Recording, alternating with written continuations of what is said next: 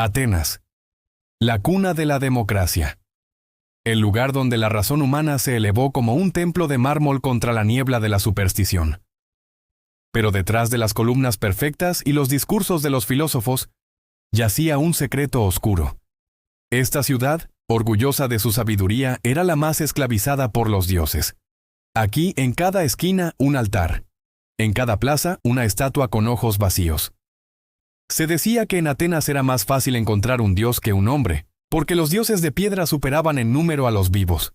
Y en medio de este jardín de ídolos, llegó un hombre con sandalias polvorientas. Pablo de Tarso. No era un erudito de toga blanca, ni un poeta con versos pulidos.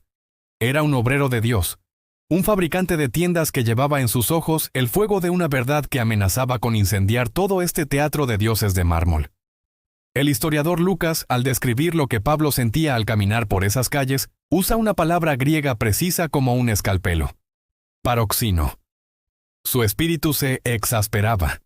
Pero no era la rabia de un fanático, ni el desprecio de un arrogante. Era el dolor profundo de un médico que ve a un enfermo beber veneno creyendo que es medicina. Era la angustia de un padre cuyo hijo ha olvidado su rostro. Pablo veía lo que los atenienses no podían ver: una ciudad de buscadores famélicos, adorando las migajas de sus propias preguntas. Observaba los altares, las ofrendas de frutas, la sangre seca de los sacrificios, las inscripciones dedicadas a dioses desconocidos. Veía a los estoicos hablar del logos, del destino, a los epicúreos reírse de los dioses y buscar el placer, a los sacerdotes realizar rituales vacíos. Todos eran síntomas de la misma enfermedad. La humanidad intentando alcanzar el cielo con escaleras de razonamiento, mientras Dios ya había bajado la escalera. Pablo no veía enemigos, veía prisioneros. Hombres que tallaban dioses a su propia imagen, porque temían al Dios que los había tallado a la suya. Y entonces, frente al Areópago, la colina sagrada donde se juzgaban las nuevas ideas y filosofías, Pablo hizo lo impensable. No quemó los ídolos, no gritó maldiciones. Se dirigió al corazón mismo del sistema, donde Sócrates había bebido la cicuta, donde la razón se sentaba en el trono. Este judío de provincia se preparaba a declarar que la razón eterna tenía un nombre, y que había resucitado de entre los muertos. ¿Qué le dirías a una cultura que cree en todo y en nada a la vez? ¿Cómo anunciarías a un Dios sin imagen en un mundo obsesionado con las imágenes? La respuesta está a punto de sacudir los cimientos de Occidente. Y tal vez, los tuyos propios. El Areópago. No era simplemente una colina, era el santuario de la razón griega, el tribunal supremo del pensamiento, el lugar donde las ideas se sometían a juicio. Y en ese momento Pablo estaba en el banquillo de los acusados. Los filósofos lo observaban con una mezcla de curiosidad y condescendencia. Pero él no se iba a defender. Iba a liderar la acusación más audaz que Atenas había escuchado jamás. Respiró hondo y con una voz clara, firme, pero increíblemente respetuosa, comenzó: Atenienses, por donde he pasado, veo que sois sumamente religiosos. Un murmullo recorrió la audiencia. ¿Era un elogio o una crítica? Pablo entonces señaló hacia la ciudad, hacia sus innumerables altares.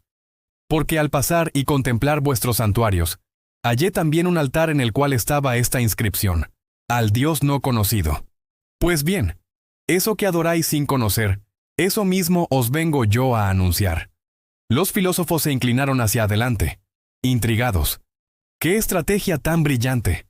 En lugar de condenar su idolatría, Pablo usó su propia búsqueda espiritual como un puente.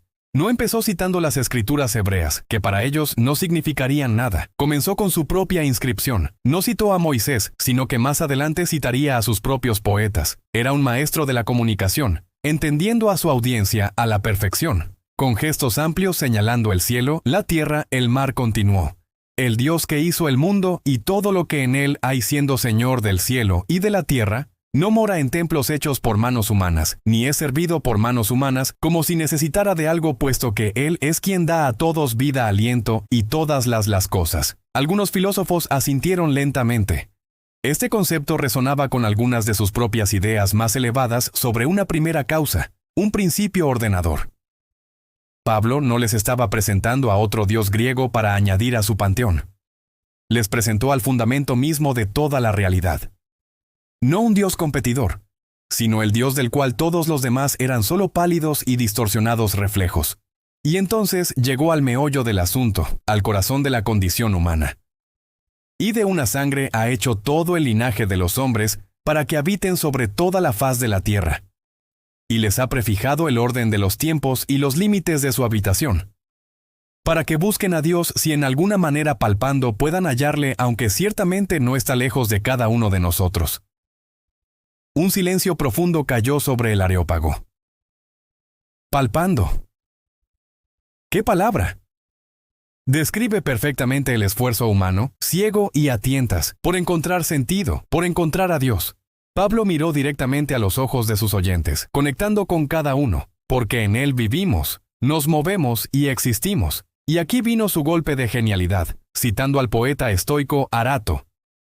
Como también algunos de vuestros mismos poetas han dicho, porque linaje suyo somos. Los estoicos en la audiencia se miraron entre sí, asintiendo. Reconocían la cita. Pablo había construido un puente sólido, usando sus propias verdades para llevarlos a una verdad más grande, y sobre ese puente lanzó su desafío. Elevando la voz ligeramente con una lógica implacable, argumentó: siendo pues linaje de Dios, no debemos pensar que la divinidad sea semejante a oro, o plata, o piedra, escultura de arte y de imaginación de hombres. Las reacciones se dividieron. Algunos se rieron abiertamente. ¿Cómo se atrevía este extranjero a criticar sus magníficas estatuas? Otros reflexionaban profundamente. La lógica era innegable. Un hombre se levantó y se fue, disgustado. La tensión era palpable. Y entonces Pablo dijo la palabra que lo cambiaría todo. La palabra que separaría a los curiosos de los buscadores genuinos. La palabra que sigue dividiendo al mundo hasta el día de hoy. Dios, habiendo pasado por alto los tiempos de esta ignorancia, ahora declara a todos los hombres en todos los lugares que se arrepientan. Arrepentimiento. Metanoia en griego. Un cambio total de mente y de dirección. Pero, ¿por qué? Pablo les dio la razón. Por cuanto ha establecido un día en el cual juzgará al mundo con justicia, por aquel varón a quien designó, dando fe a todos con haberle levantado de los muertos. Y ahí estaba, la resurrección. La idea más absurda, más ilógica para la mentalidad griega, que veía el cuerpo como una prisión del alma. El discurso se detuvo abruptamente. Las burlas se hicieron más fuertes. Ya te oiremos acerca de esto otra vez, dijeron algunos con sarcasmo. Pero otros, un pequeño grupo, se acercaron a Pablo. Hombres y mujeres. Un miembro del Areópago llamado Dionisio. Una mujer llamada Dámaris. Y otros con ellos. Le dijeron algo que cambiaría el curso de la historia. Queremos saber más.